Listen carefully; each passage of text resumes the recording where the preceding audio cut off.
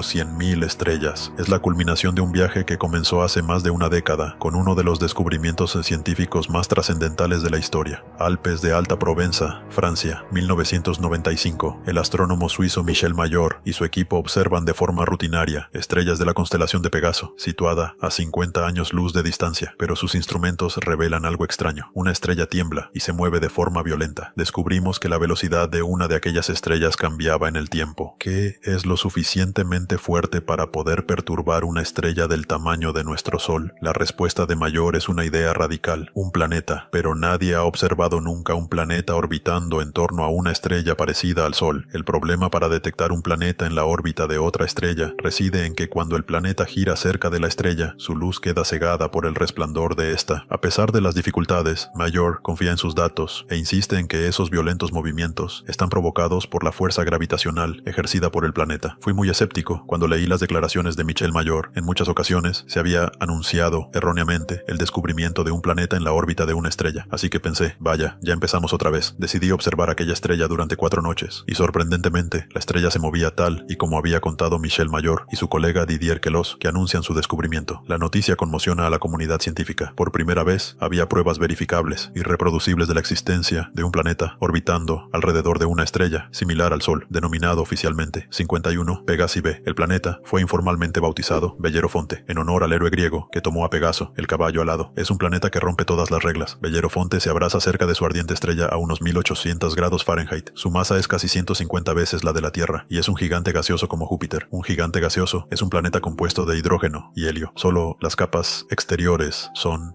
gaseosas, pero en su interior, las enormes presiones comprimen el hidrógeno y el helio. Es completamente diferente a cualquier objeto de nuestro sistema solar. Se trata de un tipo de planeta completamente nuevo, lo que los científicos denominan un Júpiter caliente. Es igual que cuando vas a Hawái y ves fluir la lava. Así es un Júpiter caliente, muy caliente. La Tierra se encuentra a 150 millones de kilómetros del Sol, la distancia idónea. Esos Júpiteres calientes están unas 100 veces más cerca, y por lo tanto, la cantidad de luz solar que reciben es 10.000 veces mayor. Esto representa a una estrella, y esto a un Júpiter caliente. Un Júpiter caliente está a una distancia de 3 a 4 diámetros estelares de la estrella, es decir, 1, 2, 3. Así de cerca estaría un Júpiter caliente de su estrella. Los Júpiteres calientes están sometidos a la fuerza de marea de la estrella, de manera que muestran siempre la misma cara a su estrella, igual que la Luna y la Tierra. En una cara siempre es de día, y en la otra siempre es de noche. Si cayera en un Júpiter caliente, me gustaría que fuera en la cara de atrás, y que hasta allí llegara algo del calor del lado situado de cara a la estrella. La variación térmica hace que la atmósfera de Bellerofonte sea extremadamente ventosa. El aire calentado por la estrella asciende y el aire más frío desciende para reemplazarlo, igual que sucede en la Tierra. El viento ruge a miles de kilómetros por hora con una fuerza superior a lo que nosotros podríamos soportar. Las altas temperaturas impiden que exista el vapor de agua, pero eso no significa necesariamente que nunca llueva. La temperatura es demasiado elevada para que puedan formarse nubes, incluso para que aparezca el agua, pero en su lugar podría formarse nubes de hierro. El vapor de hierro se forma a temperaturas mucho más elevadas que el vapor de agua, por eso las cosas pueden complicarse un poco. Más te vale llevar un paraguas muy resistente. El hierro caerá sobre paraguas cubriéndolo con rapidez hasta que su peso lo rompa. En lo más alto, cortinas de colores danzan en el firmamento. Las partículas cargadas de electricidad procedentes de la vecina estrella hacen que las auroras sean más intensas que la aurora boreal terrestre, y hay algo más singular aún en este mundo recién descubierto. Bellerofonte completa su órbita alrededor de su Sol en solo 4.2 abrasadores días. Ningún planeta que se precie da la vuelta a su estrella en 4.2 días. Ningún planeta de nuestro sistema solar tarda tan poco tiempo. Para los científicos, esta órbita minúscula representa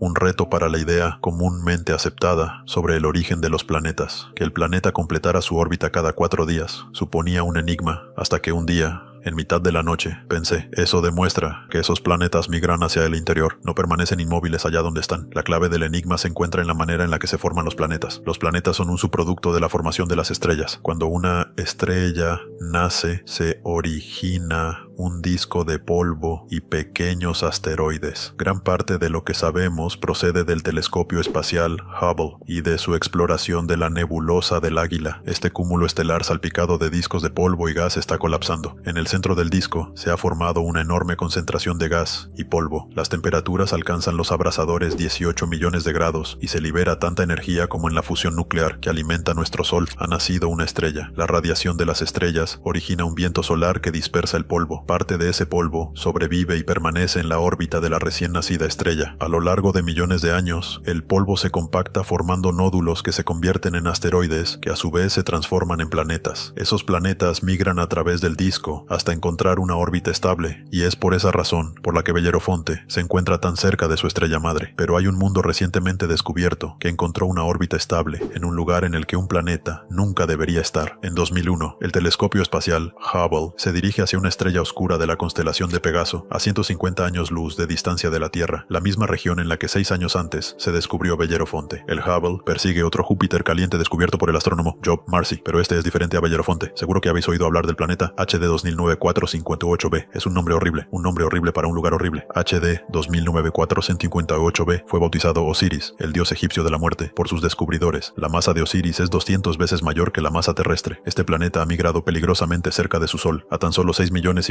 de kilómetros de su abrasadora superficie. Osiris arde en un infierno planetario. La temperatura media diaria en Osiris supera los 2000 grados. Nada de calentamiento global. Esto es el achicharramiento global que hace que Osiris pierda 550,000 toneladas de aire por segundo. Hay un escape de gas, un flujo constante de hidrógeno y helio que está formando una nube inmensa alrededor del planeta. Su atmósfera se desangra en el espacio. Los científicos conjeturan que detrás del planeta se oculta una descomunal estela en forma de espiral de gas. Osiris representa una oportunidad sin precedentes para los astrónomos. Gracias al Hubble pueden analizar la atmósfera hinchada de este planeta extrasolar. Por primera vez podemos conocer la composición de la atmósfera de un planeta extrasolar. Sorprendentemente, el Hubble encuentra muchos de los elementos químicos básicos necesarios para la vida: sodio, carbono, hidrógeno y oxígeno. Pero la temperatura en Osiris es demasiado alta para la vida tal y como la conocemos. Podrían existir formas de vida diferentes que sobrevivan a temperaturas más elevadas, pero no existe una superficie sólida, como sabemos que existe en un Júpiter caliente. Así que esa forma de vida estaría limitada a microbios diminutos flotando en el aerosol. La atmósfera en nuestro planeta está llena de vida, pero la vida no nació allí. Por eso no puede haber vida en los Júpiters calientes. Los astrónomos han encontrado muchos Júpiters calientes desde que se descubrió Bellerofonte en 1995, pero las condiciones descartan a esos planetas como lugares donde el drama de la vida pueda desplegarse. Uno de esos gigantes gaseosos es un planeta que burla todas las leyes de la evolución. En California, el astrónomo Job Marcy ha hecho un sorprendente descubrimiento sobre un planeta en la órbita de 16 Cygni b, una estrella situada en la constelación de Cygnus, el Cisne, a 70 años luz de distancia. Resultaba evidente que tenía una órbita elongada que aproxima el planeta y luego lo aleja de la estrella anfitriona. Aquello, por supuesto, era un desafío para todas nuestras ideas basadas en nuestro sistema solar, en el que todos los planetas giran alrededor del Sol en órbitas casi circulares, como los surcos de un disco. Igual que un gigantesco yoyo espacial, el gigante gaseoso se mueve adelante y atrás por su sistema solar. Es como si cada año la Tierra se acercara a toda velocidad a 40 millones de kilómetros del Sol, para una vez pasado Marte, alejarse en dirección a Júpiter. Y como todos los gigantes gaseosos de nuestro sistema solar, este planeta yoyo tendría su propio séquito de lunas. Marcy cree que una de esas lunas podría parecerse a la Tierra. Es donde empieza lo más interesante. Imaginemos una luna rocosa, con una superficie, con lagos, océanos, puede que arroyos y cascadas. La luna giraría alrededor de su planeta, y ambos alrededor de la estrella anfitriona. A diferencia de la luna, sin aire, que gira alrededor de la Tierra, esta luna es un mundo con estaciones extremas. En nuestro mundo, las estaciones están causadas por la inclinación del eje del planeta. En este otro, la causa es su órbita elongada. Esos pobres planetas con órbitas elípticas elongadas sufren cambios violentos en el clima a lo largo del año. En el punto más cercano de la órbita, la estrella calcina al planeta Yo-Yo y su luna comienza el verano. La atmósfera en la luna, parecida a la Tierra, es barrida por violentas tormentas. Un huracán de categoría 5 en la Tierra solo es un suave remolino comparado con los inmensos torbellinos que se forman aquí. Las nubes se condensan a medida que el agua se evapora. Las temperaturas ascienden rápidamente. El agua y los gases se calientan y los océanos hierven, transformándose en vapor. Es como una gran sauna en el fénix del verano. La luna se asfixia a 800 grados de temperatura. Está en el punto más cercano a la estrella de los 26 meses de órbita. El verano apenas ocupa 2 meses. Pero qué verano. El planeta y su luna se alejan del horno de la estrella. Las temperaturas descienden hasta registros que nos resultarían moderados y cómodos. Con la llegada del otoño, las lluvias regresan a la sedienta y acostada luna. Las cuencas secas de los océanos vuelven a llenarse y surgen mares que forman nuevas costas. La tranquilidad se impone a medida que el planeta Yo-Yo y su luna se deslizan en las profundidades del gélido invierno oscuro. Las temperaturas rondan los 260 grados bajo cero. Los océanos se hielan y los casquetes polares se expanden por la superficie de la Luna, cubriéndola de una capa de hielo de kilómetros y kilómetros de espesor. El invierno es largo, dura 17 meses. Al llegar la primavera, el sol se acerca al cielo de esta desangelada luna y los hielos se parten y funden de forma violenta. Inmensos y deberes surcan un tempestuoso océano de aguas crecientes. En 2 preciosos y breves periodos, durante el deshielo de primavera y las lluvias de otoño, el clima de esta luna, parecida a la Tierra, es templado y agradable a 150 millones de kilómetros de distancia de la estrella, aproximadamente la misma distancia que existe entre el Sol y la Tierra. La órbita elíptica de este planeta y su luna, alrededor de la estrella, atraviesa una región que algunos científicos llaman la zona habitable. Las condiciones aquí son sencillamente perfectas para la vida. Si estás demasiado cerca de la estrella, el calor es excesivo, y si estás demasiado lejos, entonces el frío es excesivo. Todo se hiela, pero si estás justo en el medio, es perfecto. Todas las estrellas tienen una zona habitable. La ubicación de esa zona depende del tamaño y la temperatura de la estrella. En nuestro sistema solar, Venus marca el límite interno y Marte el límite externo. La Tierra y su abundante vida se encuentran justo en el medio. Es a la zona habitable 2 veces al año, en primavera durante 3 meses y medio en su viaje de aproximación y en otoño durante 3 meses y medio en su veloz regreso a los confines más fríos del espacio. ¿Podría la vida sobrevivir a las condiciones existentes fuera de la zona habitable? ¿Podrían existir seres vivos lo bastante inteligentes para hibernar, igual que hacen algunos animales terrestres durante el invierno? Puede parecer fantasioso, pero me gustaría recordar las zonas de marea en nuestro planeta. La vida en las orillas de los mares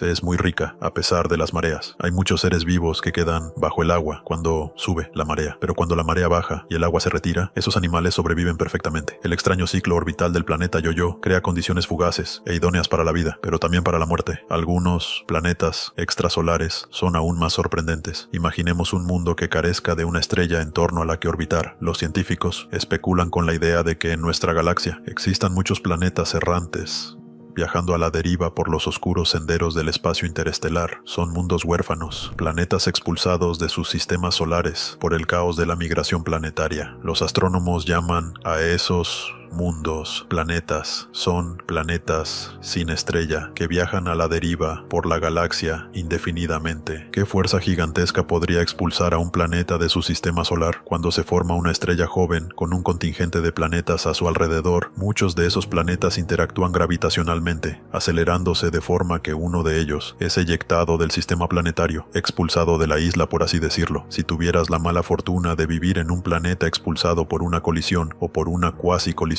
con otro gran objeto, es probable que salieras rápidamente de la zona habitable. En nuestra galaxia existen cientos de miles de millones de planetas vagabundos, sin una estrella materna que los caliente. Frío, oscuro, silencioso. Los planetas no tienen un sol, son mundos sin días ni años. Viven vigilantes en una noche eterna. Los planetas son vagabundos solitarios, los centinelas de las galaxias. Solo porque viaje a la deriva en el espacio no significa que un planeta esté muerto. Esto podría haber vida perfectamente en un planeta rocoso. Un planeta pequeño y rocoso, sin atmósfera, hibernaría en el frío extremo, más frío que el día más gélido de nuestro polo sur, pero un planeta lo bastante grande como para retener la atmósfera conservaría el calor generado cuando el planeta se formó. Es el efecto invernadero perfecto. El calor y la energía emanan del núcleo fundido en las profundidades del solitario planeta. Si el planeta fuera un gigante gaseoso como Júpiter, podría tener un sistema de lunas. La fuerza gravitacional entre un planeta y sus lunas produce fricción, por lo que la luna conservaría el calor en su interior. Esas lunas podrían albergar vida, igual que Europa. La luna de Júpiter, que tiene volcanes y mucha energía térmica generada por la interacción con Júpiter y sus otras lunas. Si algo vive aquí, solo serán células simples como las bacterias comunes de nuestro planeta, no formas de vida complejas. Sin un sol que posibilite la fotosíntesis, estos diminutos organismos extraerían su energía de las sustancias químicas de la superficie del planeta o de su luna. En la Tierra se encuentran condiciones similares. Se han descubierto colonias de bacterias en galerías profundas de minas africanas, carecen por completo de luz y sobreviven exclusivamente gracias a las sustancias químicas que fabrican a partir del suelo en el que viven. Su metabolismo es extremadamente lento y se reproducen solo una vez cada 1000 años. Si existe vida en un planeta sin sol, podrían ser organismos como estos, abandonados cuando era un planeta joven mientras los planetas dormitan apaciblemente. Un mundo ha sido sacudido por caóticos cambios desde el principio de los tiempos. En 2003, los astrónomos confirman la existencia de una auténtica reliquia de los orígenes del mundo en la constelación de Escorpio. La mayoría de los planetas conocidos fuera de nuestro sistema solar se encuentra en el disco principal de nuestra galaxia, pero este mundo se encuentra muy por encima del disco de la Vía Láctea, en un cúmulo formado por 10.000 estrellas primigenias. El planeta PSR B1620-26 es más conocido por su apodo, Matusalén, el personaje más longevo de la Biblia. La razón por la que se le conoce como planeta Matusalén es porque el cúmulo tiene unos 12.000 millones de años. La Tierra es un planeta adolescente comparado con el viejo Matusalén. Unos 8.000 millones de años antes de que se formara la Tierra, Matusalén era un joven gigante gaseoso con furiosas tempestades y un séquito de lunas. Los eones pasan y los vientos y las tormentas amainan, dejando atrás un mundo silencioso y tranquilo. De repente, dos estrellas surgen en el cielo. Son los núcleos extinguidos de estrellas muertas hace mucho tiempo, persiguiendo al cúmulo en el medio muy denso de un cúmulo globular. Hay muchísimas colisiones interestelares y cuasi colisiones, sistemas en los que una estrella es expulsada y otra atrapada. Es una danza cósmica de la gravitación similar a la de la migración de planetas. Una de las estrellas es expulsada y reemplazada por la estrella madre de Matusalén. Matusalén es ahora un planeta con 2 soles. Cada día amanece y anochece 2 veces. Las nubes y todos los objetos proyectan 2 sombras. Con el tiempo, la estrella madre originaria comienza a expandirse, la señal de que su vida termina. Se hincha hasta convertirse en una gigante roja y es engullida por una estrella de neutrones. La estrella de neutrones devora a la gigante roja. Ahora Matusalén es un mundo apresado por los esqueletos de 2 estrellas muertas, el núcleo desnudo de la gigante roja y su compañera, la pulsante estrella de neutrones. Matusalén es un superviviente, pero por extraño que haya sido el pasado de Matusalén, nada es comparable a la extraña anomalía de un pulsar situado a 980 años luz de la Tierra en la constelación de Virgo. En la distancia, un pulsar es como una luz intermitente, pero de cerca, los púlsares bombardean su entorno con su radiación letal. No es el lugar para un planeta. Aún así, algo interfiere en la precisión de este pulsar. Una posible explicación es que la anomalía esté causada por un planeta, pero la mayoría de los astrónomos ven con escepticismo que puedan existir planetas en la órbita de un pulsar. La razón por la que eso supone un problema es que los púlsares se forman en una explosión inmensa cuando explota una estrella gigante roja. La gigantesca bola de fuego llamada supernova libera tanta energía en un minuto como la que genera nuestro Sol en toda su vida. La onda expansiva de la supernova es tan grande que cuesta imaginar que un planeta pueda sobrevivir a ella. Cuando el polvo cósmico se disipa, lo único que queda es el núcleo aplastado de la gigante roja, pulsando en el corazón de un campo de escombros en expansión. La materia lanzada en la colosal explosión es atraída de vuelta al pulsar,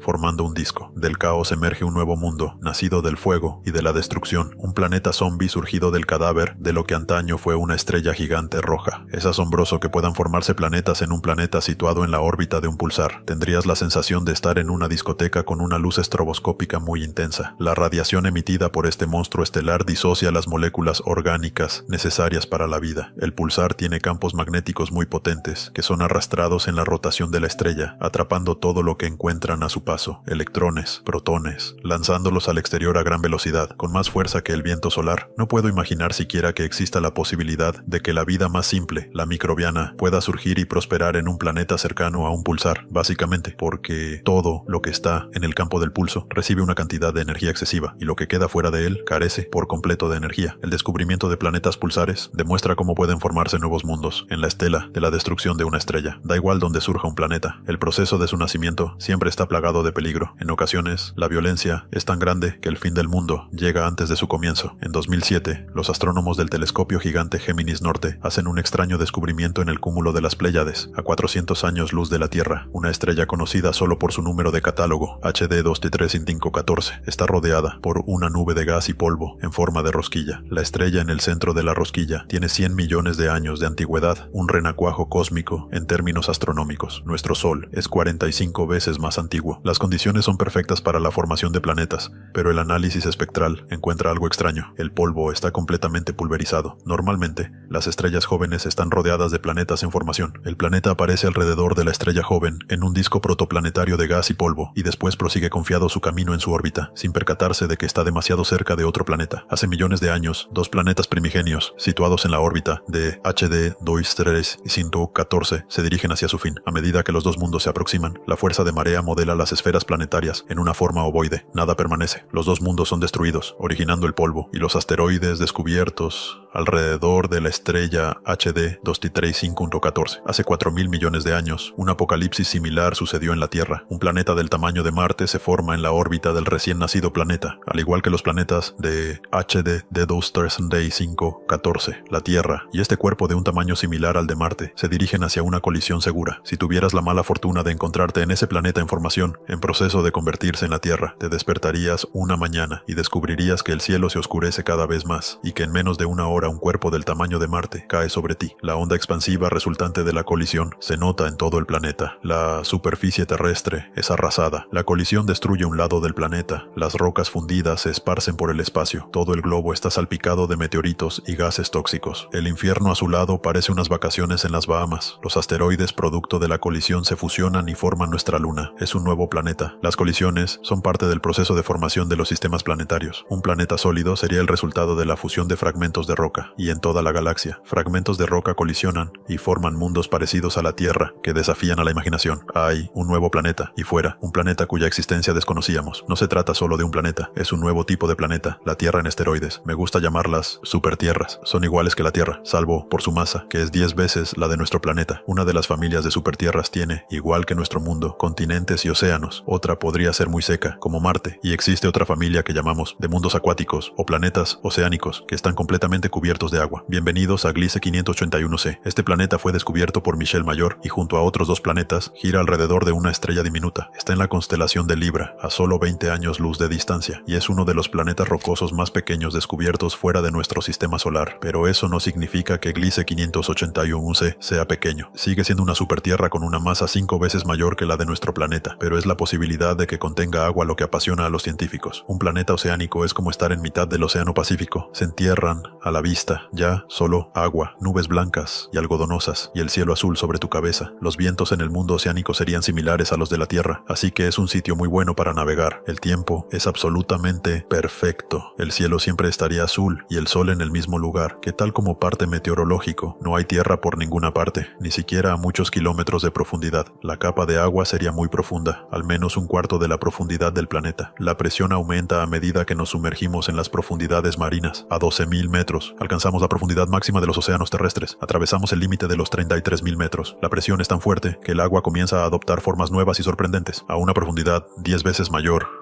que la del océano más profundo de la Tierra. Llegamos al fondo. Cuando hay una masa de agua enorme, la presión en el fondo del océano es muy alta, superior al 1.000.000 de atmósferas, y esa presión comprime el agua del océano en un estado que llamamos hielo 7. No es como el hielo de tu congelador. Las moléculas de agua que forman el hielo de tu nevera están desordenadas, pero si haces hielo a presiones muy altas, entonces las moléculas de agua se ordenan, llegando incluso a alinearse. Este cristal es muy parecido al hielo, estoy seguro. También conocido comúnmente como sal mineral, el hielo 7 podría existir en nuestro sistema solar. Europa, una luna de Júpiter, podría estar cubierta por un manto de agua apresado por una espesa corteza de hielo. La presión de la corteza es tan grande que podría haber hielo 7 en las profundidades de estos mares inexplorados. Si ampliamos y descongelamos Europa, el resultado podría ser un mundo acuático parecido a Gliese 581c. Uno se puede pensar que haya surgido vida en un mundo acuático. Después de todo, el agua es esencial para la vida en la Tierra, en nuestro planeta, en todas partes. Allí donde hay agua, hay vida. Es imposible encontrar una gota estéril de agua en la Tierra, a menos que tú mismo la pongas en el micro. En ese mundo acuático podría haber bacterias o algún tipo de vida oceánica, pero no todas las supertierras son mundos acuáticos en los que la vida prolifera. Bueno, cuando hablamos de supertierras, nos referimos fundamentalmente a 2 tipos: rocosas con agua y cubiertas de agua en un océano interminable, pero a las 2 anteriores debemos añadir una tercera y poco frecuente familia de supertierras y planetas, muy similares a lo que llamamos planetas de carbono. Un planeta de carbono no se parece a nada de lo que hayamos podido ver antes. Es un lugar con una química diferente, pero repleto de tesoros muy terrenales. En nuestra galaxia hay planetas desolados, pobres e inhóspitos, pero la ciencia sigue la pista a un nuevo tipo de planeta, un mundo lleno de tesoros. En nuestro sistema solar, en nuestro Sol y en todas las estrellas cercanas, siempre hay más oxígeno que carbono, pero si imaginamos un lugar en el universo con más carbono que oxígeno, la formación del planeta sería muy diferente. El análisis espectral demuestra que el carbono es más abundante a 26.000 años, luz del centro de nuestra galaxia. Los planetas formados allí podrían ser muy ricos en carbono. El cielo matutino en un planeta de carbono sería cualquier cosa menos azul cristalino. Imagino una bruma amarilla con nubes negras de hollín, y conforme descendemos en la atmósfera, imagino lagos llenos de compuestos como el metano o la gasolina. Imagino pozos burbujeantes y péptidos de un líquido oscuro, como un pozo de petróleo, con poca o sin agua en la atmósfera. El aire está formado de compuestos de carbono, como butano, metano, benceno, compuestos que se separan al refinar la gasolina. Un día puede llover benceno y al siguiente butano. Por muy extraños que puedan parecer, los planetas de carbono, a muchos les resultaría familiar la calidad de su aire. El aire en un planeta rico en benceno se parecería al de Los Ángeles, con muchas partículas en suspensión producto de las emisiones de los coches a las que lamentablemente estamos tan acostumbrados. A pesar de la polución, los planetas de carbono podrían tener un lado positivo y brillante. Podría haber diamantes, porque el planeta contiene grandes cantidades de carbono puro, y el carbono puro, sometido a altas presiones, se transforma en diamante. Los secretos de planetas exóticos como este aguardan su descubrimiento en toda la galaxia, pero los astrónomos no estarán satisfechos hasta que encuentren el Santo Grial, un planeta como el nuestro, donde la vida sea posible, la próxima Tierra. La gente siempre me pregunta si pienso que encontraremos un planeta igual que la Tierra, y yo contesto que por supuesto, es muy probable que todas las estrellas tengan planetas de un tamaño parecido al de la Tierra. Si hay 200.000 millones de estrellas en la galaxia, podría haber 400.000 millones de tierras. El Observatorio Espacial Kepler ha sido el primer instrumento capaz de encontrar uno de esos planetas. Kepler observa las 100.000 estrellas de la constelación del Cisne en el cielo nocturno, tomando una foto tras otra, minuto a minuto. El objetivo de Kepler es sencillo: buscar estrellas que se oscurecen. Entre esas 100.000, cuando una estrella se oscurece fugazmente, significa que un planeta ha pasado por delante, bloqueando su luz. En parte, el tiempo que la estrella se oscurece y la cantidad de luz bloqueada dirá a los científicos el tamaño del planeta y la distancia a la que se encuentra de su sol. Un buen símil es buscar la mota en la luz que vemos de un faro cuando una polilla pequeña lo cruza. Igualmente, el planeta es apenas un pequeño punto. Es una técnica muy útil porque nos permite descubrir planetas más pequeños que la Tierra en las órbitas de estrellas similares al Sol. Es una técnica que ha cambiado el curso de la ciencia. Creemos que podemos encontrar un planeta habitable en los próximos años. Los científicos calculan que la misión Kepler encontrará un mínimo de 50 tierras extrasolares. Una de las grandes preguntas a las que se enfrenta hoy en día cualquiera que busque vida fuera de la Tierra es: ¿y si no reconocemos la vida aunque la descubramos? Las condiciones en una Tierra extrasolar podrían hacer que la vida evolucione de forma diferente. Mi esperanza es que veamos algún signo, algo que haga que el cabello se erice. Sea cual sea ese signo, será el primer capítulo de la mayor historia científica jamás contada. La Tierra, hace casi 4.000 millones de años, tal y como la imaginan los científicos, un gigantesco asteroide fue la causa de esta desolación. Una colisión de una violencia inaudita, millones de toneladas de rocas transformadas en vapor incandescente y la desaparición de cualquier rastro de agua en la superficie del planeta azul. Poco a poco, vamos descubriendo la increíble violencia que ha ido conformando la historia de nuestros orígenes. Hace 2.200 millones de años, el hielo cubrió completamente el planeta durante varias decenas de millones de años, borrando prácticamente todo rastro de vida. Luego volvió a aparecer el fuego hace 250 millones de años, erupciones que desarrollaban un calor excepcional, procedentes de las profundidades de la corteza terrestre, rediseñaron nuestro mundo, causando la desaparición de más del 90% de los seres vivos. La vida en la Tierra ha estado varias veces amenazada de extinción, pero ahora empezamos a comprender que esos episodios catastróficos han sido etapas determinantes en el camino que ha recorrido la evolución hasta nosotros, y sin lugar a dudas, gracias a los grandes episodios glaciares, nuestros microscópicos antepasados evolucionaron alcanzando formas de vida más voluminosas. Ciertas teorías afirman que fue el violento episodio eruptivo lo que obligó a nuestros viejos antepasados a proteger a sus pequeños en los vientres maternos. Lo que somos en este planeta se lo debemos a las sucesivas estrategias que la vida ha desarrollado para sobrevivir a los diferentes cataclismos que han devastado el planeta. Es esta historia increíble, nuestra historia, la que estamos descubriendo hoy. Planeta Tierra, la odisea de los orígenes. Al principio la Tierra era muy diferente a como la conocemos hoy. Aquí la vemos hace 4.600 millones de años. Está rodeada de una espesa capa de nubes. Bajo las nubes, el planeta es escarlata. Su atmósfera, mucho más densa que la actual, solo deja filtrar los rayos rojos hasta su superficie. Aún no existe ningún continente. Está cubierta casi en su totalidad por océanos. Otra diferencia esencial, su tamaño. Aún no posee más que una décima parte de su volumen actual. Su situación también es muy diferente. Gira alrededor del Sol, en compañía de una veintena de protoplanetas de tamaño similar. Hoy esa parte del espacio está ocupada tan solo por 4 planetas: Mercurio, Venus, la Tierra y Marte. Pero hace 4.500 millones de años, esta parte del sistema solar estaba abarrotada. Pero, ¿cómo se convirtió la Tierra en el planeta azul que conocemos hoy? Gracias a las supercomputadoras del Observatorio Astronómico Nacional de Japón, el equipo del profesor Eiichiro Kokubo ha conseguido reconstruir la historia de esta metamorfosis durante unos 10 millones de años. Los 20 protoplanetas siguieron sabiamente su curso alrededor del Sol, pero un día, el efecto combinado de sus fuerzas gravitatorias comenzó a perturbar sus órbitas, provocando las primeras colisiones. Con la violencia del choque, los protoplanetas entran en fusión, engendrando un nuevo objeto cuyo tamaño es igual a la suma de los dos protoplanetas. El tamaño de un planeta depende directamente del número de colisiones que lo han generado. 1 o 2 protoplanetas fueron suficientes para crear Mercurio. Para la formación de Venus hicieron falta 8. Marte pudo ser perfectamente un protoplaneta arcaico que no sufrió ninguna colisión. La materia se dispersó progresivamente sobre la superficie del planeta, pero la colisión no se produjo de forma totalmente frontal, y algunos restos fueron proyectados aún más lejos en el espacio, donde permanecieron orbitando alrededor del planeta durante mucho tiempo después de la colisión. Vistos desde la superficie, debían formar un inmenso cinturón parecido a los anillos de Saturno. Estos fragmentos fueron a su vez chocando entre sí, fusionándose en múltiples ocasiones, hasta formar un objeto celeste imponente. El satélite de nuestro planeta fue producto de esos encuentros. Ahora nos resulta mucho más familiar. Es la Luna. Fue, por tanto, gracias a una serie precisa de colisiones como se formó el sistema Tierra-Luna, tal como lo conocemos actualmente. Si los protoplanetas hubiesen colisionado de forma diferente, el tamaño del planeta situado en la órbita que hoy ocupa la Tierra seguramente habría sido distinto. Podría haber tenido un volumen 2 veces más grande o una masa inferior a la mitad. La masa actual de la Tierra es producto de una serie sucesiva de casualidades. Sin embargo, su tamaño imponente fue una de las condiciones indispensables para la aparición de la vida en su superficie. Esto lo hemos aprendido estudiando a nuestro vecino más próximo, Marte, el planeta rojo. Las últimas expediciones espaciales nos han revelado que en algún momento de su historia aquí había un océano. La distancia que separaba al planeta del Sol era, a priori, perfecta para hacerlo habitable, pero Marte no creció durante su proceso de formación y su débil gravedad no fue suficiente para mantener en su superficie una atmósfera densa y un océano. Si el tamaño de nuestro planeta hubiese seguido siendo pequeño, es probable que en la actualidad presentase un aspecto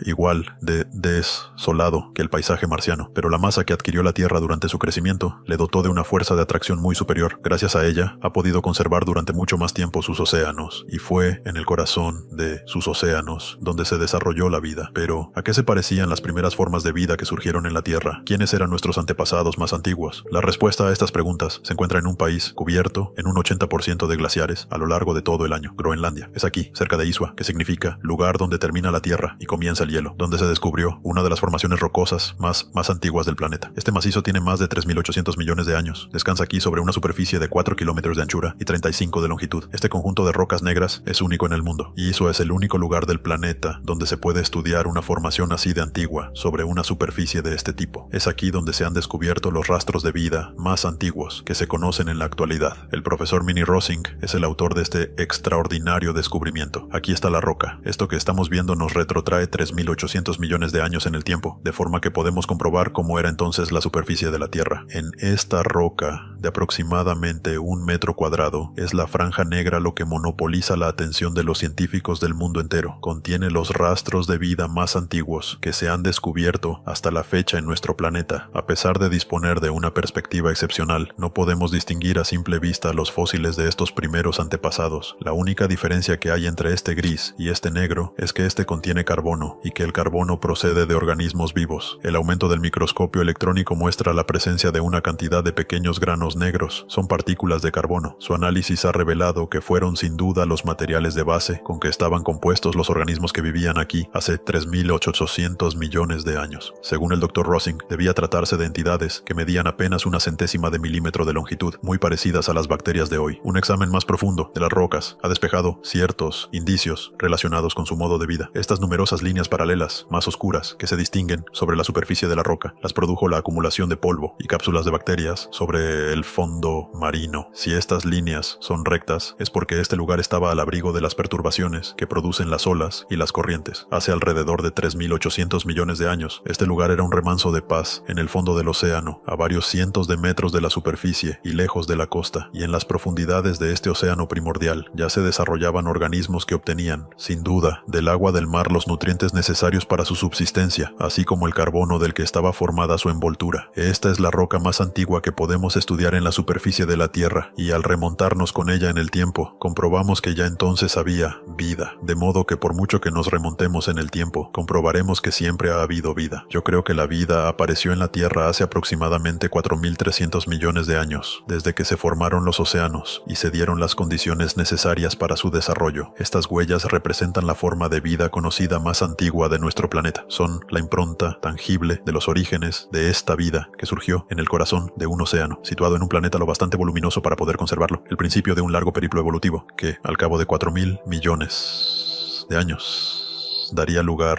al hombre actual. Pero aún faltaban muchas pruebas que superar. La siguiente gran amenaza vendría del espacio. Numerosos fragmentos que nunca llegarían a alcanzar el tamaño crítico de un planeta continuaban recorriendo el sistema solar. Y aunque la Tierra había adquirido una masa suficiente para que la vida se desarrollase en su superficie, su nueva fuerza gravitatoria había multiplicado también el número de asteroides a los que atraía, y la energía que libera un objeto celeste al chocar contra la Tierra supera en mucho lo que somos capaces de imaginar. Nos encontramos en Arizona, en el paraje del Meteor Crater, más conocido por el nombre de cráter Barringer. Este inmenso cráter de 1200 metros de diámetro es el resultado de un impacto que tuvo lugar hace aproximadamente 50.000 años. Pero, ¿cuál era el tamaño del meteorito que se estrelló aquí en el verano de 2003? Un centenar de personas procedentes de los 4 puntos cardinales de Estados Unidos se reunieron aquí para festejar un acontecimiento. Todos miembros de la misma familia se reunieron aquí para celebrar el centenario de la adquisición de este cráter por su antepasado común, Daniel Barringer. Daniel Barringer era empresario y había hecho fortuna con la explotación minera a finales del siglo XIX. En 1903 compró este cráter con la idea de extraer la cantidad de hierro y níquel que debía contener el gigantesco meteorito que lo había producido. Cuando mi abuelo llegó al borde del cráter, supuso que el objeto que se había estrellado aquí debía ser al menos tan grande como el fondo del cráter, o sea, que tendría más de 500 metros de diámetro. Para él, eso suponía millones de toneladas de níquel de un inmenso valor comercial, una verdadera fortuna. Daniel Barringer decidió, pues, invertir una suma increíble, cerca de 10 millones de euros, para iniciar la prospección. Empleó todos los medios posibles para explorar las profundidades del cráter, pero, a pesar de su empeño, no encontró ni hierro ni níquel. Llevaba excavando casi un cuarto de siglo cuando una publicación inesperada puso fin a su sueño. Básicamente, el artículo afirmaba que el diámetro del objeto que había producido el cráter no debía exceder algunas decenas de metros. La decepción fue amarga. Obligado a abandonar su proyecto, Daniel Barringer sucumbió a una crisis cardíaca poco tiempo después. Creo que yo habría cometido el mismo error, dadas las dimensiones de este cráter. Uno imagina automáticamente que el meteorito debía ser enorme. En realidad, el impacto de un meteorito del tamaño de esta red habría sido suficiente para producir este inmenso cráter de más de 1 kilómetro de diámetro. Se cree que un objeto de un tamaño infinitamente superior colisionó con la Tierra hace 4.000 millones de años. Un asteroide de un diámetro 10.000 veces superior al del meteorito Barringer, cuya masa debía ser 1 trillón de veces mayor. El profesor Norman Sleep, de la Universidad de Stanford, y su colega de la NASA, el profesor Kevin Sanley, trabajan juntos en el estudio de los impactos de meteoritos que colisionaron con la Tierra hace 4.000 millones de años. Pero la intensa actividad tectónica de nuestro planeta ha borrado de su superficie el más antiguo de sus cráteres. La Luna no tiene ninguna actividad tectónica. Su superficie conserva las huellas de las colisiones más antiguas. Los profesores Sleep y Sanley han intentado deducir, con sus estudios, la cantidad de impactos sufridos por la Tierra. Teniendo en cuenta la diferencia de tamaño y de gravedad, sus cálculos han establecido que debieron ser 25 veces más numerosos que los de la Luna. Nada marca la trayectoria de los asteroides que colisionan con los planetas. La diferencia de dimensión es la razón por la cual la Tierra sufre más impactos. De la misma forma que, si unos cazadores disparasen al azar dentro de un bosque, los ciervos serían alcanzados con más frecuencia que los conejos. Hemos catalogado los cráteres más grandes de la Luna. Luego, hemos aplicado un coeficiente que tiene en cuenta el tamaño más grande de la Tierra. El resultado nos muestra que la Tierra ha sufrido impactos de asteroides de hasta 500 kilómetros de diámetro. Estos son los resultados de los cálculos con el tamaño de los asteroides y el número probable de colisiones para cada tipo. Establecen que la Tierra ha podido sufrir hasta 6 impactos de meteoritos de más de 500 kilómetros de diámetro. Al adquirir su volumen actual, nuestro planeta se convirtió en un gigantesco imán de meteoritos gigantes. Un objeto de 500 kilómetros de diámetro que se desplaza a 20 kilómetros por segundo y se inmoviliza en 20 segundos, liberando toda su energía, produce una explosión extraordinaria. En aquella época, un microbio tenía más posibilidades de sobrevivir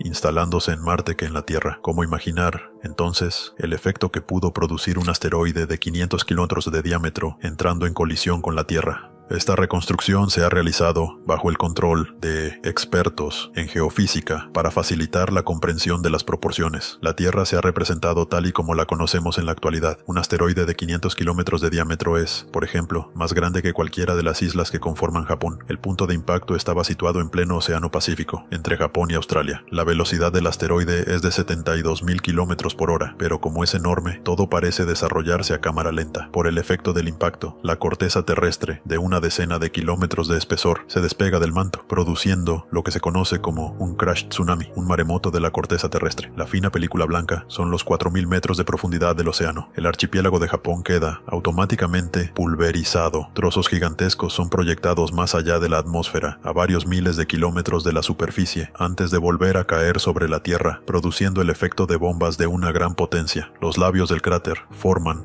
una inmensa cadena de montañas de 7.000 metros de altura. El propio cráter es un golfo de 4.000 kilómetros de diámetro, y esto no son más que los primeros instantes de la catástrofe. Para reconstruir el proceso de la catástrofe, los científicos han recurrido al banco de datos de colisiones más grande del mundo, el de la NASA. Este recipiente lleno de agua simulará el comportamiento del océano en el momento del impacto. Este proyectil de aluminio de 6 milímetros jugará el papel del asteroide. Impactará en el agua a una velocidad de 20.000 kilómetros por hora. El impacto de este pequeño proyectil de solo 6 milímetros ha perturbado violentamente la totalidad del metro cúbico de agua que contiene el recipiente, pero el verdadero efecto que produce la liberación de energía en el momento del impacto solo puede observarse a cámara lenta, aquí a 6.000 imágenes por segundo. En el momento del impacto, la bala queda frenada instantáneamente. La parte más grande de energía cinética acumulada por el proyectil se ha transformado ahora en calor, y ese calor extremo produce la evaporación inmediata de una enorme cantidad de agua. Cuando un asteroide colisiona con la Tierra, la materia alcanza temperaturas del orden de 4.000 a 6.000 grados centígrados, prácticamente la temperatura de la superficie solar. Un experimento realizado en la Universidad de Hokkaido ha permitido evaluar el comportamiento del meteorito y de la base rocosa en el lugar del impacto. Al ser sometidos a tales temperaturas, este trozo de roca de unos 5 milímetros de diámetro tiene una composición similar a la de los meteoritos. Este aparato va a aumentar progresivamente su temperatura en el vacío a más de 2.000 grados. Bajo el efecto del calor extremo, el trozo de roca se funde y libera una cantidad de pequeñas bolas de aire. La roca, como el agua, puede alcanzar el punto de ebullición. Entonces se transforma en un gas que se denomina vapor de roca. Al producirse el vapor de roca, este se dilata a una velocidad extremadamente alta, tan rápido que podría terminar cubriendo todo el planeta. La consecuencia del impacto de un meteorito no es solo el cráter o la zona del impacto, es principalmente el calentamiento que provoca dentro y alrededor de la atmósfera. Es ese calor lo más destructivo. Esta inmensa cúpula incandescente que permanece sobre el cráter durante unos instantes tras el impacto es el vapor de roca. 100.000 millones de megatones de roca transformados instantáneamente en vapor por el calor extremo que genera la colisión. Tras inflarse formando una cúpula, esta masa de vapor de rocas se aplana y se expande a gran velocidad en todas direcciones. Apenas 3 horas después del impacto en el océano, una extraordinaria ráfaga de vapor de roca con 4.000 grados centígrados de temperatura y desplazándose a una velocidad de 300 metros por segundo, alcanza el Himalaya. El vapor de roca alcanza ahora la Amazonia, en las antípodas del lugar donde se produjo el impacto. La intensidad del calor produce un fenómeno de combustión espontáneo. En un abrir y cerrar de ojos, la jungla se convierte en un océano en llamas. 24 horas después del impacto, el planeta entero está cubierto de una nube de vapor de roca a alta temperatura. Esta nube cubrirá el globo terráqueo durante cerca de un año. El océano, origen de la vida, no escapa a la catástrofe. Mientras el vapor de roca termina de envolver la tierra, la superficie marina borbotea por todas partes. Luego entra en ebullición. La violencia de la evaporación hace descender el nivel del agua a un ritmo inimaginable de 5 centímetros por minuto. El agua del mar desaparece por completo, solo queda la sal, pero también se evapora rápidamente. El suelo oceánico queda ahora al desnudo y continúa sometido a esa temperatura extrema. Muy deprisa empieza a fundirse. Tan solo un mes después del impacto, este es el aspecto que mostraría la Tierra bajo su mortaja de vapor de roca. Una sola colisión con un asteroide de 500 kilómetros de diámetro, y no queda una sola gota de agua en todo el planeta. Cuando se produjo aquel acontecimiento, debió erradicarse toda forma de vida de la superficie del globo, y sin embargo, nosotros estamos aquí. Durante mucho tiempo se ha creído que cada episodio de evaporación total había provocado la extinción de la vida, y que ésta había vuelto a desarrollarse desde el principio. Pero hoy en día, los científicos creen cada vez con más firmeza que las formas de vida consiguieron sobrevivir a pesar de estos episodios catastróficos. Un reciente descubrimiento llevado a cabo en Nuevo México apoya esta teoría. Esta inmensa extensión recubierta de sal es un lago salado. Hace 250 millones de años, esta región estaba ocupada por el mar. Un levantamiento del zócalo rocoso secó la zona. El agua desapareció, pero la sal permaneció. Un investigador lo ha considerado una versión reciente de un episodio de evaporación total y se ha dedicado al estudio de su impacto sobre los microbios presentes en aquella época. El profesor Russell Brill, microbiólogo en la Universidad de Westchester, ha descubierto que el lugar donde se encuentra un depósito de basura nuclear situado en las proximidades del lago salado ofrece las condiciones ideales para realizar sus investigaciones. Aquí, en refugios subterráneos, se depositan los guantes, las herramientas y otros objetos contaminados que se han utilizado durante la fabricación de armamento nuclear. Estos restos se depositan depositan en el centro de un lecho de cristales de sal de casi 1000 metros de espesor, que se formó cuando se secó el mar. Los cristales de sal tienden a dilatarse progresivamente, lo que significa que al cabo de varios siglos, los desechos radiactivos estarán completamente aprisionados en el interior de un bloque de sal. Si la sal puede aislar los desechos nucleares, es posible también que antiguos microorganismos se encuentren aprisionados dentro de ella. Dejándose llevar por esa intuición, el profesor Brill comenzó a examinar los cristales accesibles de las profundidades de estas instalaciones. Este laberinto de depósitos subterráneos tiene las dimensiones de una verdadera ciudad excavada en el interior del bloque salino. Las paredes, los techos, todo es aquí de cristal de sal. Cada sector está aislado por un sistema de puertas automáticas. El profesor Brill tomó sus muestras en los diferentes sectores de este laberinto. Material no le falta, hay cristales de sal por todas partes. Esto es un ejemplo muy bueno, en mi opinión, porque aquí podemos ver franjas y estrías muy visibles, representando cada una de ellas una gota muy pequeña del océano pérmico, prisionera en este cristal desde hace 200 millones de años. Para él, cada uno de estos cristales es tan precioso como un diamante. En el interior pueden distinguirse minúsculas inclusiones líquidas. Son gotitas de agua de mar, prisioneras desde la cristalización de la sal hace 250 millones de años. Están completamente aislados del mundo exterior debido a la extrema solidez de las paredes. Haciendo un minúsculo agujero en este cristal, el profesor Brill ha extraído cuidadosamente su contenido y el análisis de la muestra le ha conmocionado. Ha descubierto microorganismos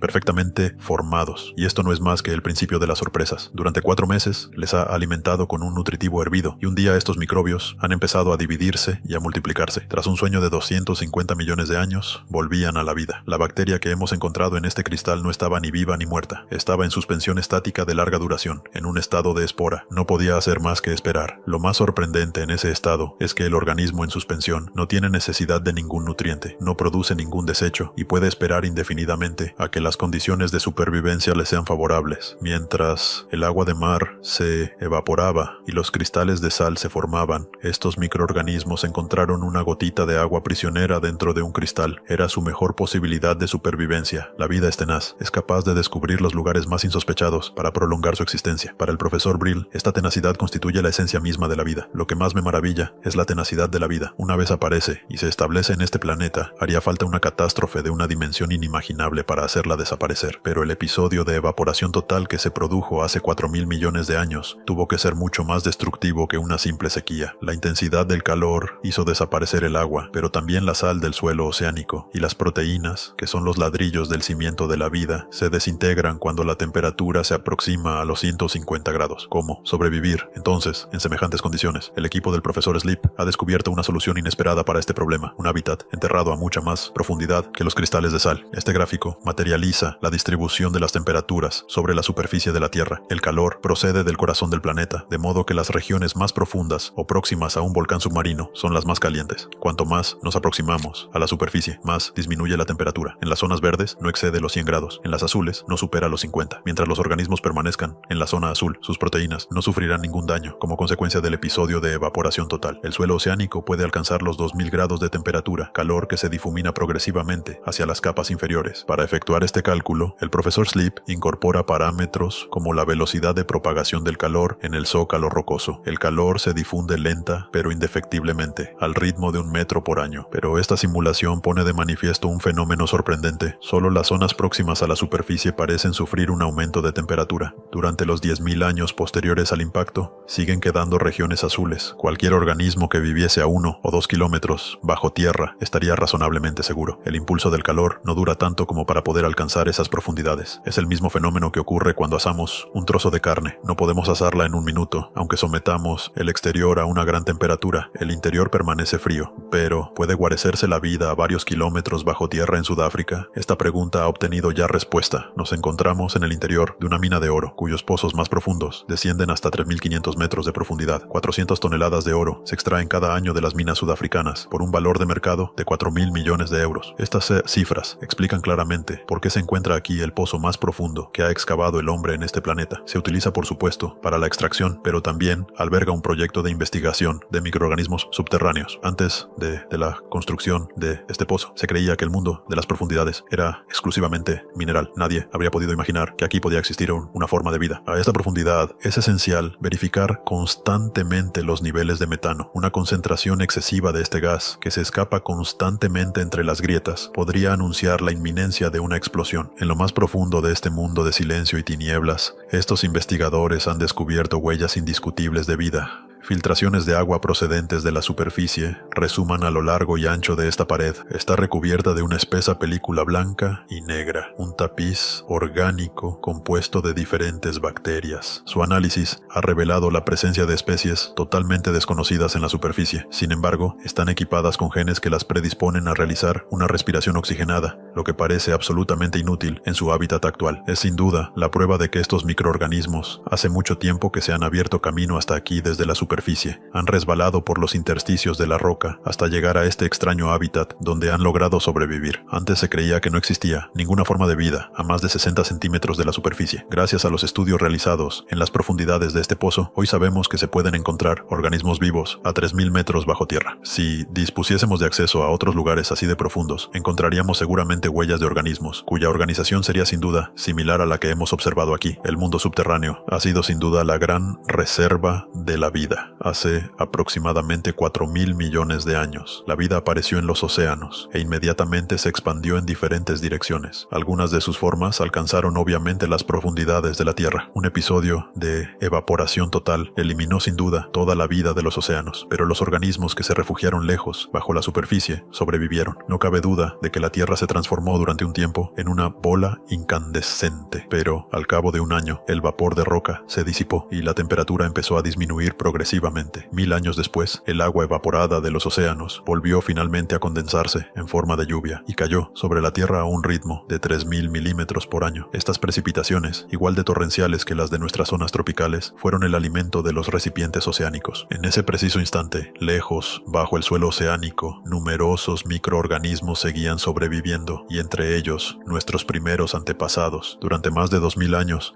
la lluvia continuó cayendo intermitentemente y el océano se llenó de nuevo. La Tierra recuperó la cantidad de agua que poseía en sus orígenes. Un nuevo mundo oceánico resurgió en la superficie del planeta. Pese a su talla microscópica, se lanzaron al asalto de aquellos nuevos espacios y haciéndolo, volvieron a poner en marcha la gran ruta evolutiva que, al final de un viaje de 4.000 millones de años, llegaría hasta nosotros. En la historia que iba a seguir, la vida debía protegerse sin tregua de lo desconocido, sumando así nuevas etapas al proceso evolutivo. Los humanos no han carecido del espíritu conquistador de sus lejanos antepasados. Hace aproximadamente 2 millones de años, el hombre comenzó su periplo en algún lugar de África, luego salió del viejo continente y se expandió por Europa y Asia. Hace 10.000 años, llegó al extremo sur del continente americano. Los continentes estaban conquistados. Algunos se lanzaron a la conquista de los océanos. Hace 3.000 años, abandonaron Asia a bordo de simples canoas y arribaron a las islas de Melanesia y Polinesia. Hace 1000 años, llegaron a Hawái, la isla de Pascua, Nueva Zelanda y el conjunto de archipiélagos del Pacífico. Todas las tierras que habían emergido en el planeta estaban habitadas por el hombre, pero ya se lanzaban a nuevos horizontes. Los seres humanos llevamos sin duda inscrito en nuestros genes la obstinación de las primeras bacterias que sobrevivieron al episodio de la evaporación total, esa fuerza irreprimible de la vida que nos empuja siempre a llegar más lejos. Hace 2200 millones de años, y luego por segunda vez, hace unos 800 millones de años, la Tierra se vio enteramente cubierta por el hielo. Vista desde el espacio, esta enorme bola de nieve tenía todo el aspecto de un planeta muerto. En su superficie reinaba una temperatura de unos 50 grados bajo cero. Todas las tierras habían desaparecido bajo una espesa capa de hielo, tal como ocurre hoy en el continente antártico. El propio océano se había congelado hasta una profundidad de 1000 metros. Estas grandes fases glaciares se prolongaron durante millones de años, llevando hasta el borde de la extinción la vida microscópica que se había desarrollado en la Tierra. La fundición de todo ese hielo condujo al planeta a una fase de intenso recalentamiento. La temperatura se elevó entonces hasta los 50 grados centígrados. Gigantescos ciclones con vientos que soplaban a más de 10.000 kilómetros por hora estuvieron a punto de exterminar a los pocos microbios que habían sobrevivido. Nuestros antepasados estuvieron entonces a punto de desaparecer. Sin embargo, lograron sobrevivir a esta serie de catástrofes, dando un espectacular salto adelante en la evolución. Hace 2200 millones de años no eran más que una especie de bacterias, pero tras el primer gran episodio glaciar, evolucionaron para dar lugar a las células eucariotas, todavía microbios pero de un tamaño 1000 veces superior. Más adelante, hace 600 millones de años, inmediatamente después de la segunda glaciación, las primeras formas de vida macroscópica hicieron su aparición. En cada uno de los grandes episodios glaciares, la vida creció en tamaño y en complejidad. Existe una relación entre estos sucesos catastróficos y el brusco crecimiento de los seres vivos. Y si los terribles episodios glaciares hubiesen jugado precisamente un papel crucial en el proceso evolutivo que un día daría origen a la humanidad, planeta Tierra, la vida bajo el hielo. Cuando nos referimos a una Tierra cubierta por el hielo, enseguida pensamos en la última era glaciar, ocurrida hace unos 20.000 años. Este episodio,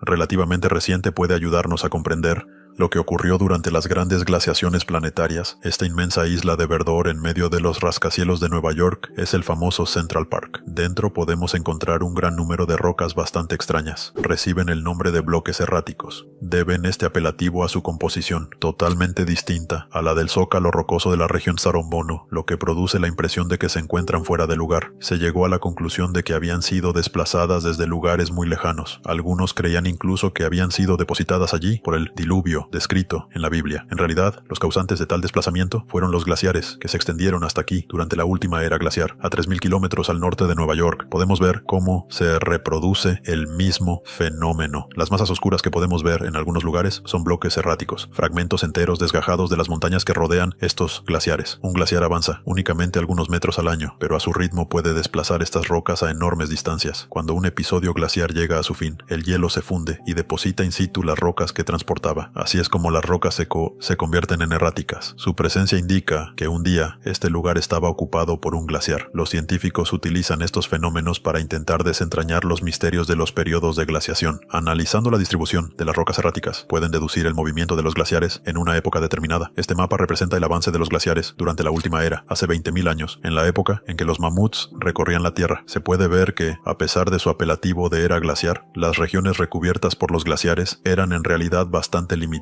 En todas las zonas libres, las eras glaciares no afectaron prácticamente a la vida. De hecho, se cree incluso que acogieron a un buen número de animales que emigraron desde las regiones glaciares. Pero esta era glaciar no tuvo ni punto de comparación con los episodios de gran glaciación. Este inmenso bosque se encuentra en Canadá, al norte del lago Hurón. Aquí se hallaron numerosas rocas erráticas, muy anteriores a la última era glacial. Mike Hailstone trabaja para la Prospección Geológica de Ontario y últimamente dedica parte de su tiempo a acompañar a científicos del mundo entero que vienen a estudiar la región. Esto es lo que quería enseñarles, dice mientras señala un bloque de granito arcaico encastrado en una roca de 2.400 millones de años de antigüedad. Esta capa se formó como consecuencia de un movimiento glaciar ocurrido hace 2.400 millones de años. Podemos observar numerosos fragmentos de roca y grava en estos estratos. También fueron transportados por los glaciares. Son sedimentos glaciares. En toda la región que rodea el lago Hurón existe una gran cantidad de sedimentos glaciares de 2.200 a 2.400 millones de años de antigüedad. Gracias a su hallazgo, supimos que los episodios glaciares se habían producido en épocas tan remotas, incluidos los del lago Hurón. Se han podido identificar sedimentos glaciares de más de 2.000 millones de años en 7 puntos del planeta, pero los sedimentos no bastan para que los científicos puedan determinar la distribución de los glaciares que cubrían la Tierra en aquella época. La deriva de los continentes modificó totalmente las posiciones originales. Sin embargo, un hombre fue capaz de resolver este rompecabezas al descubrir el emplazamiento que ocupaban hace 2.200 millones de años los sedimentos glaciares situados actualmente en Sudáfrica. El profesor Joseph Swing del Instituto Californiano de Tecnología es un especialista en magnetismo. Un día descubrió el lecho seco de este río del interior africano. En sus orillas se pueden ver un gran número de rocas de aristas puntiagudas. En realidad, son corrientes de lava que se cree que se solidificaron hace 2.200 millones de años y prácticamente no han cambiado desde entonces. Estamos sentados sobre una lava surgida de las profundidades hace 2.200 millones de años, en una época de extrema glaciación, explica. Es una suerte, porque cuando la lava se solidifica, conserva la orientación del campo magnético, y gracias a eso podemos deducir su latitud. La lava encierra numerosos minerales magnéticos. Cuando dicha lava entra en fusión, los minerales se orientan en función de la polaridad geomagnética del planeta, como la aguja de una brújula, y cuando la lava vuelve a enfriarse, queda registrada para siempre su orientación magnética, localizando el punto del planeta donde dicha orientación se corresponde con la inclinación de las líneas del campo magnético terrestre. Se puede determinar la latitud exacta del lugar donde se encontraba la lava en el momento en que se enfrió. Se están enviando algunas muestras a Estados Unidos para su análisis más detallado. El profesor Kim Smith ha logrado descifrar estos minúsculos archivos magnéticos. Este diagrama representa la Tierra vista desde el polo, siendo el polo el centro de la pantalla. Cuanto más se aleja un punto del centro, más cerca está del ecuador. Este es el resultado que arrojó la muestra de agua enviada desde Sudáfrica. Todos los puntos se distribuyen periféricamente, en una latitud media de 11 grados. El detector indica, por tanto, que cuando se formó la lava que contienen los sedimentos glaciares, estaba muy cerca del ecuador, lo que significa que las regiones cercanas al ecuador estaban entonces cubiertas de glaciares. Encontrar glaciares a esa latitud implica que más al norte debía hacer aún más frío, sugiriendo que el conjunto del planeta estaba helado hasta el ecuador. También se han encontrado sedimentos glaciares cerca del ecuador Ecuador, en estratos de 600 a 800 millones de años de antigüedad. Basándose en estos datos, el profesor Kirchner concluyó que en la historia de la Tierra se han producido 2 episodios de glaciación global. El primero hace 2.200 millones de años y el segundo entre 600 y 800 millones de años. Cree que durante estos episodios, la Tierra estuvo totalmente cubierta de hielo durante millones o incluso decenas de millones de años. Según la nueva hipótesis de glaciación planetaria, durante esos episodios, la Tierra parecía una gigantesca bola de nieve. El profesor Paul Hoffman, de la Universidad de Harvard, ha profundizado en esa hipótesis. En su opinión, los episodios de gran glaciación fueron mucho más catastróficos que la última era glaciar. Los organismos vivos intentaron refugiarse en los trópicos, pero incluso allí, los mares acabaron atrapados por el hielo. ¿Hasta qué punto pudo la vida verse afectada por estos episodios de gran glaciación? Con la colaboración de la Universidad de Tokio, hemos podido realizar una simulación que nos permite visualizar lo que ocurriría si la Tierra,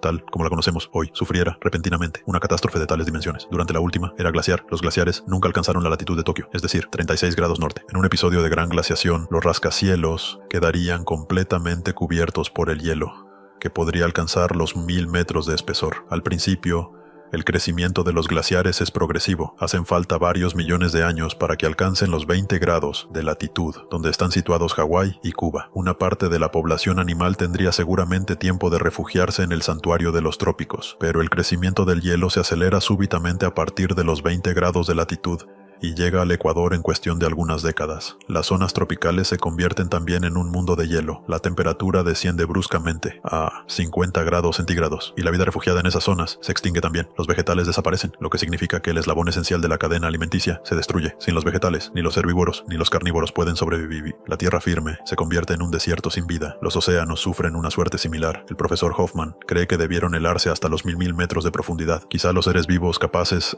de nadar logren sumergirse bajo el hielo hasta alcanzar el único hábitat todavía disponible, pero ningún rayo de sol consigue llegar a este universo. Las algas y el plancton, cuya supervivencia depende de la fotosíntesis, no pueden vivir sin luz. Inmersos en una oscuridad total y sin ningún alimento disponible, los peces que logran llegar hasta las profundidades también perecen. Al suprimirse todo proceso de fotosíntesis, un episodio de glaciación total sería un acontecimiento terrible que destruiría totalmente la cadena alimenticia y durante un largo periodo convertiría a la Tierra en un planeta desolado. ¿Por qué motivo llegaron a producirse semejantes acontecimientos? Aún no se ha podido establecer la verdadera causa, pero se cree que el gas de efecto invernadero jugó un papel importante. Solemos referirnos a estos gases como los responsables del calentamiento global del planeta, pero no debemos olvidar que sin su presencia, la temperatura de la Tierra se situaría alrededor de los 18 grados centígrados. Lo que mantiene actualmente una temperatura benigna en el planeta es una concentración moderada de dióxido de carbono en la atmósfera. No obstante, tenemos buenos motivos para pensar que justo antes del primer episodio de glaciación total, hace 2000 millones de años, había menos dióxido de carbono en el planeta que hoy en día. Pero, entonces, ¿cómo pudo la Tierra conservar su calor? Este inmenso terreno pantanoso, situado en el sureste de Estados Unidos, nos da una idea del ambiente que reinaba en la Tierra en aquella época. La profundidad media de los pantanos del Parque Nacional de Okefenokee no supera el metro de altura y se extienden más de 60 kilómetros de norte a sur y 40 de este a oeste. Wary Hill, profesor de ciencias retirado, actualmente sirve de guía a turistas y grupos escolares por esta inmensa ciénaga, describiendo sus fascinantes características de una manera perfectamente accesible para todos. ¿De qué tipo de gas se trata? Los niños recogen una muestra con la ayuda de un embudo y ahora Wary Hill puede dar comienzo a la sesión de magia. El gas arde. Se trata de metano, un gas inflamable presente en la composición del gas que alimenta las cocinas. La fuente de este metano se encuentra en el cieno que cubre el fondo del pantano. Estos microbios reciben el nombre de metanobacterias. Se cree que hace 2000 millones de años las metanobacterias vivían en todos los océanos del planeta, descomponiendo la materia orgánica y liberando metano, pero el metano es un gas de efecto invernadero mucho más potente que el dióxido de carbono. Algunos científicos creen que fue precisamente este metano el que permitió a la Tierra conservar su temperatura. El profesor Jim Castings de la Universidad de Pensilvania es uno de los grandes especialistas mundiales de la atmósfera terrestre. Ha descubierto que, incluso sin dióxido de carbono, el metano podría haber mantenido por sí solo la temperatura por encima de los 0 grados. Si nos remontamos en el tiempo unos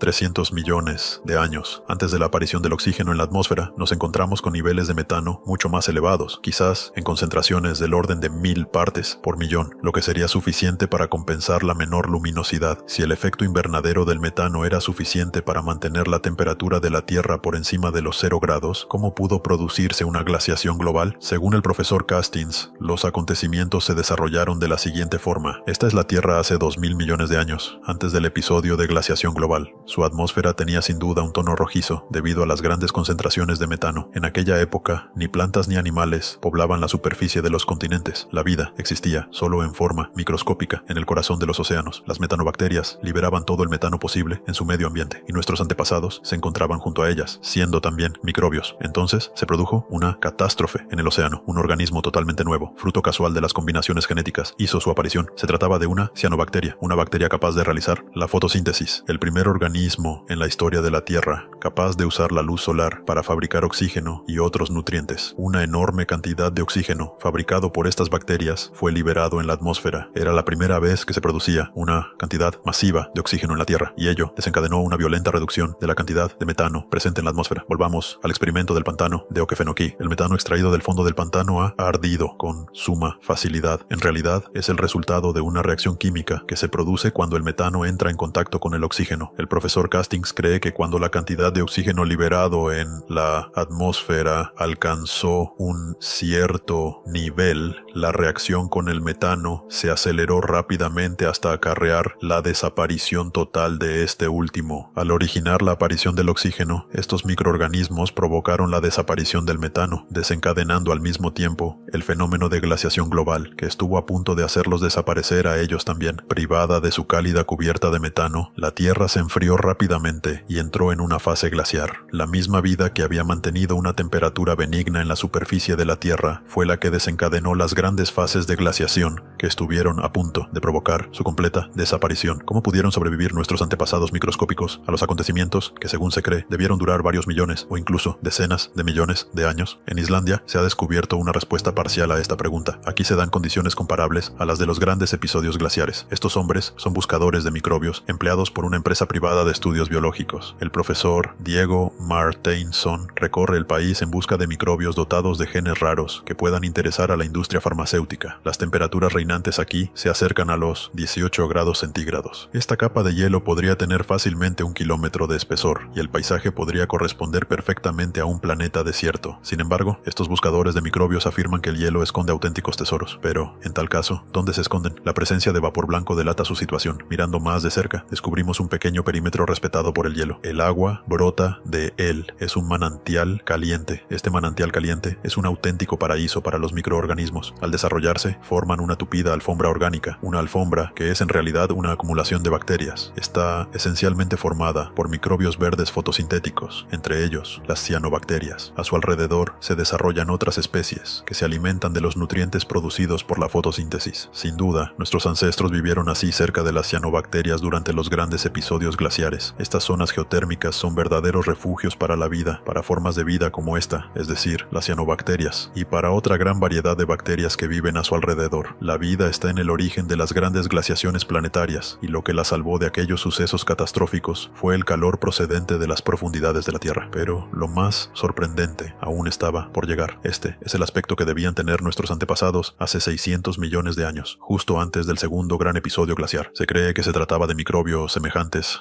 a estos coanoflagelados que actualmente forman parte del zooplancton. Si condensáramos toda la historia de la Tierra en un solo año, retroceder 600 millones de años nos situaría en el mes de noviembre. En ese preciso momento se produjo el segundo gran episodio glaciar. Durante más del 80% de la historia de la vida en la Tierra, nuestros antepasados fueron microscópicos, pero cuando la segunda gran glaciación tocó a su fin, dieron un gigantesco salto evolutivo hacia adelante, al mismo tiempo que otras muchas especies. Estamos en Namibia, África, en un estrato geológico formado antes de la segunda gran glaciación. Se encontraron unos fósiles muy extraños en esta granja. En algún lugar de este pedregal se halla la prueba indiscutible de que la vida dio un extraordinario salto evolutivo justo antes del último gran episodio glaciar. Se distinguen dibujos negros en la superficie de la roca. Son fósiles de un organismo que había alcanzado un nuevo estadio evolutivo. Medían 30 centímetros de largo, de modo que ya no se trataba de microbios. No sabíamos muy bien lo que era. Podría tratarse tanto de un pez como de un helecho, aunque se parece más a un pez. Ni siquiera los los científicos consiguieron determinar si se trataba de un vegetal o de un animal. Esta forma de vida fosilizada es uno de los primeros organismos macroscópicos aparecidos en la Tierra. El de Namibia recibió el nombre de iridión. No era ni un pez ni un vegetal, sino un misterioso animal cuyo aspecto recuerda al de una boca humana. Los científicos creen que debía vivir medio hundido en el fondo arenoso del mar. Otros fósiles de organismos complejos fueron descubiertos en Siberia. Este mide también 30 centímetros de largo y fue bautizado como Georgia. Se hallaron 5 huellas circulares de idénticas dimensiones. Son las huellas que dejaba Georgia al desplazarse. Georgia reptaba libremente por el fondo marino, en el que encontraba los nutrientes que le servían de sustento. Este organismo se llama Kimberella. Su fósil también fue descubierto en Siberia. Su silueta recuerda a una tortuga o a un caracol. Una especie de tentáculo le permitía rebuscar en el fondo arenoso para conseguir su alimento. Más de un centenar de organismos de gran tamaño aparecieron de forma brusca tras el segundo gran episodio glaciar. Dichos organismos reciben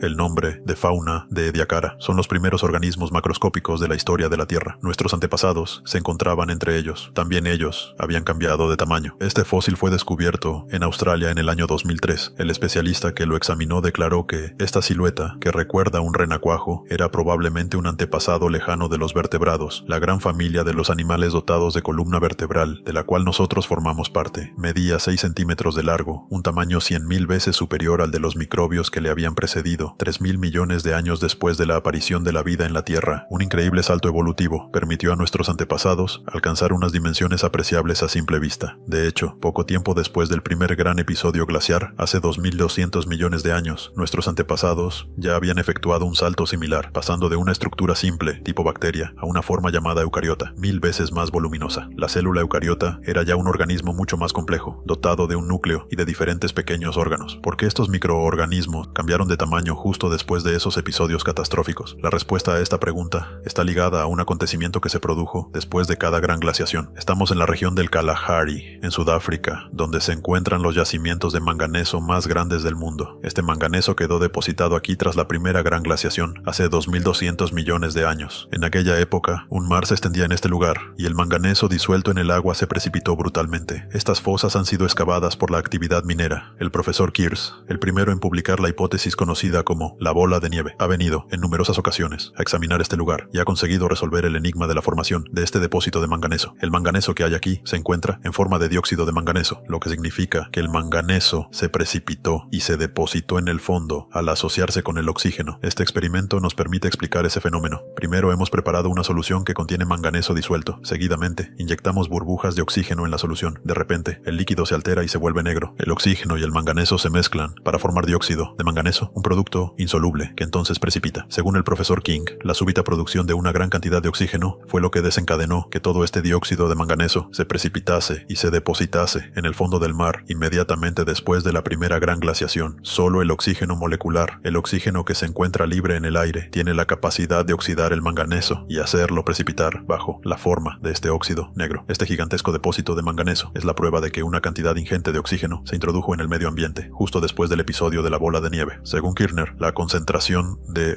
oxígeno presente en la atmósfera en los orígenes de la Tierra era mínima. Hace 2.200 millones de años, como consecuencia del primer gran episodio de glaciación, alcanzó el 1%. Después, tras el segundo gran episodio de glaciación, ocurrido hace 600 millones de años, aumentó hasta el 20%, es decir, prácticamente el nivel actual. Los niveles de oxígeno habían permanecido estables durante millones de años, y según el profesor, el único acontecimiento que pudo causar ese excepcional aumento fue una gran glaciación planetaria. Ahora bien, el oxígeno es una molécula que produce una gran cantidad de energía. La repentina disponibilidad de esa energía fue sin duda la causa de que nuestros antepasados pasaran al estadio de eucariotas hace 2.000 millones de años y, posteriormente, al de formas de vida de la fauna de Ediacara hace 600 millones de años. Pero, ¿por qué a los grandes episodios glaciares le siguió una producción masiva de oxígeno? Veamos cómo el profesor Kim Smith reconstruye el curso de los acontecimientos. Durante los episodios glaciares, la Tierra estaba totalmente cubierta de hielo, pero los volcanes seguían siendo muy activos. Los gases volcánicos contienen generalmente una cantidad importante de dióxido de carbono. Actualmente, ese dióxido de carbono se disuelve naturalmente en el agua de los mares. Un día, caí repentinamente en la cuenta, pues claro, el dióxido de carbono de los volcanes tenía que continuar acumulándose en la atmósfera. Los océanos estaban entonces cubiertos de una espesa capa de hielo, y el dióxido de carbono solo podía escaparse hacia la atmósfera, donde se iba acumulando. Cuando el dióxido de carbono atmosférico alcanzó concentraciones de 300 a 2000 veces superiores a las actuales, el efecto invernadero provocó la brusca fundición de los glaciares. Se pasa entonces entonces de una temperatura media de 50 grados bajo cero a más de 50 grados centígrados. En tales condiciones, la fundición del hielo es extremadamente rápida. De ese modo, el dióxido de carbono liberado desde las entrañas de la Tierra puso bruscamente fin a los grandes periodos de glaciación. El mismo calor procedente de las profundidades que había albergado la vida en el pasado intervino de nuevo de forma determinante en la historia del planeta. Sin embargo, las condiciones para una nueva catástrofe estaban otra vez a punto. Tras la desaparición del hielo, el efecto invernadero prosiguió su labor de calentamiento del planeta. Según un estudio reciente, cuando la superficie del mar alcanza una temperatura de 45 grados centígrados, se desencadena un violento fenómeno de evaporación que engendra gigantescos ciclones, denominados hiperciclones. Es muy probable que tales fenómenos devastaran la Tierra inmediatamente después de los episodios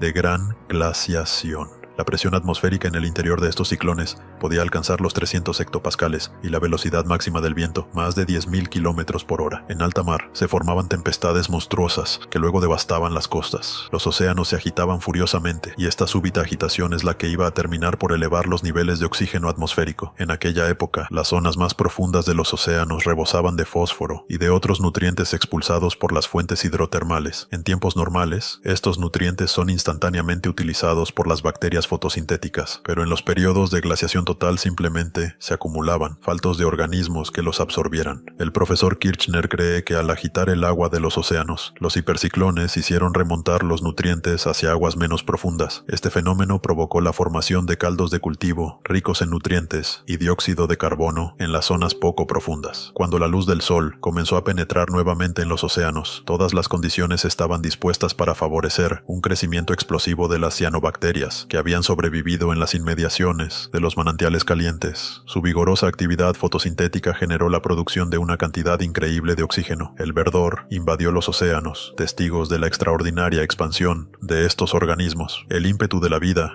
que había sobrevivido a los dos grandes episodios glaciares, estaba a punto de cambiar el planeta. Se iniciaba un nuevo capítulo de su historia en un mundo rico en oxígeno, el gas que iba a permitir el desarrollo de formas de vida más grandes y más complejas. Si la Tierra no hubiese conocido las grandes glaciaciones, quizás nunca habríamos llegado a este punto. Probablemente, de no haberse dado esos saltos evolutivos, nuestro planeta sería aún un mundo de océanos viscosos, llenos de estromatolitos, sin que ningún ser vivo hubiese alcanzado el tamaño suficiente para moverse y actuar. Hace 2.200 millones de años y 600 millones de años, respectivamente. Dos grandes acontecimientos desarrollaron las distintas formas de vida sobre la Tierra. Los seres humanos somos el resultado de esas evoluciones. Nuestro cuerpo es la prueba evidente de ello. Cada uno de nosotros está compuesto por 60 trillones de células y cada una de ellas es del tipo eucariota, es decir, cada una contiene un núcleo. Somos un ensamblaje de células eucariotas que aparecieron hace 2.200 millones de años como consecuencia de la primera gran glaciación. El colágeno compone la estructura sobre la cual se posicionan estas células y les sirve de nexo de unión. Se cree que empezó a producirse masivamente en el interior de los organismos vivos tras el segundo gran episodio glaciar, hace 600 millones de años. El colágeno, esta sustancia sintetizada tanto por nuestro organismo como por todos los animales vivientes, posee extraordinarias propiedades, como se demuestra en el siguiente experimento. Hemos mezclado células de cultivo con colágeno. A la izquierda se observa que las células con colágeno se multiplican rápidamente y también comienzan a aglomerarse, adheriéndose unas a otras.